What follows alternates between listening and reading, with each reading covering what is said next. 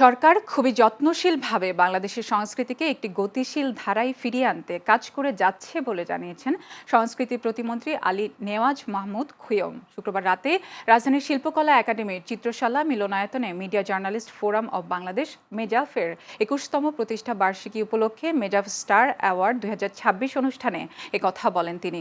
প্রতিমন্ত্রী বলেন, সংস্কৃতিকে তার নিজস্ব সক্রিয়তায় গড়ে তোলার জন্য নানা গুরুত্বপূর্ণ কর্মসূচি ও সংস্কৃতি অঙ্গনের প্রতিটি পর্যায়ে নতুন আঙ্গিকে সাজানোর কাজ সরকার করে যাচ্ছে বলে জানান তিনি।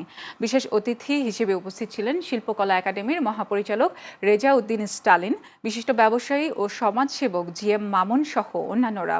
অনুষ্ঠানে গণমাধ্যম কর্মী, ব্যবসায়ী ও গুণীজনদের মাঝে সম্মাননা স্মারক অ্যাওয়ার্ড প্রদান করা হয়। এ সময় সমাজে বিশেষ অবদানের জন্য বিশিষ্ট ব্যবসায়ী ও সমাজসেবক জিএম মামুনকে সম্মাননা স্মারক তুলে দেন সংস্কৃতি প্রতিমন্ত্রী আলী নেওয়াজ মাহমুদ খুয়ম।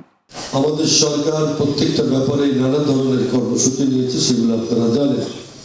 ঠিক একই রকম ভাবে সংস্কৃতি মন্ত্রণালয়ের ক্ষেত্রেও আমরা এটাকে একটা বেগবান করার জন্য, গতিশীল করার জন্য এবং সংস্কৃতিকে তার নিজস্বতায় গড়ে তোলার জন্য, তার নিজস্ব স্বকীয়তায় গড়ে তোলার জন্য আমরা অনেক গুরুত্বপূর্ণ কর্মসূচি নিয়েছি।